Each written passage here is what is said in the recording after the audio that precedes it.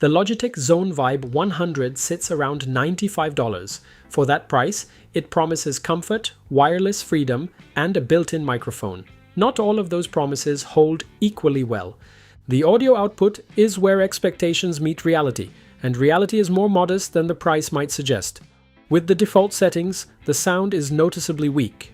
Low frequencies lack depth, mid frequencies are present but flat, and the upper range is there without adding any definition. It is not a bad headset, but out of the box it does not deliver what the design implies.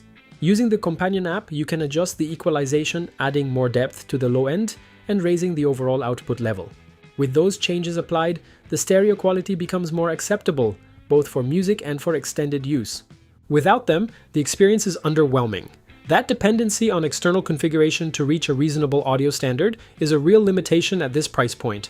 Carrying around a headset that sounds average is easier to accept when it disappears on your head.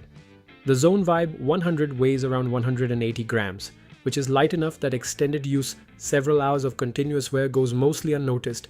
The ear pads are made of fabric, dense and soft, and they do not generate significant heat over time. The headband has a thin padded section on top that is comfortable enough, but the plastic structure above it does not feel particularly rigid. Compared to more durable builds like the first generation of the Astro A10, the Zone Vibe 100 feels less robust. The vertical adjustment offers around 2 to 3 centimeters of range, which works for most head sizes, but the opening is narrower than other models in the same category. For glasses wearers, the clamping pressure is light enough to avoid discomfort. One structural detail worth noting, the inside of the earpads has no foam protection layer over the audio drivers. That increases the sense of volume, but leaves the drivers directly exposed, easier to accumulate dust or debris, and harder to clean. The microphone on this model is external and fixed an arm that folds up or down alongside the left ear cup.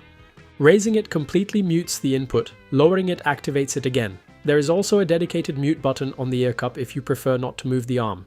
The microphone includes noise filtering that handles low-level constant sounds, computer fans, ventilation, that kind of background noise. Louder and more abrupt sounds, like an aircraft overhead, are not filtered out.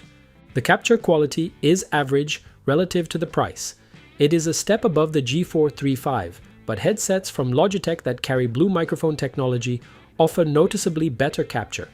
For calls and standard communication use, it functions adequately. It is not a standout feature of this headset.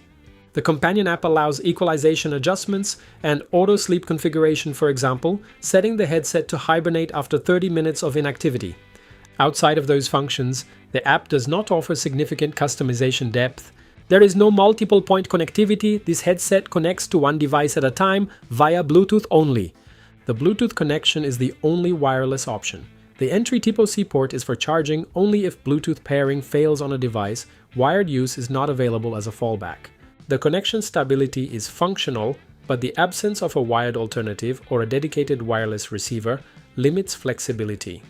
The G435, by comparison, uses a USB wireless receiver that delivers more consistent audio performance than Bluetooth at this price level. The Zone Vibe 100 is a lightweight, comfortable headset that requires equalization adjustment to reach its audio potential. Without the app, it underperforms. It lacks water resistance, has no wired fallback, and its microphone capture is adequate but not remarkable. For around $95, there are options that perform better in their primary function. If audio quality for music is the priority, the Edifier W820NB is worth considering. For gaming, the Corsair HS55 delivers more consistently.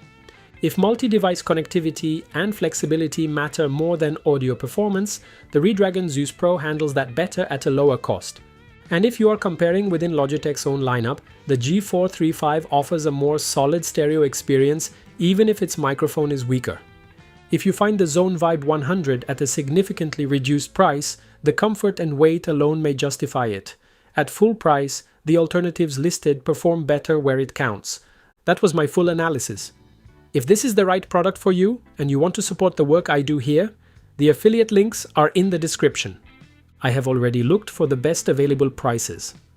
Buying through those links does not add any cost to your purchase, but it directly supports the channel and allows me to keep producing honest and detailed reviews.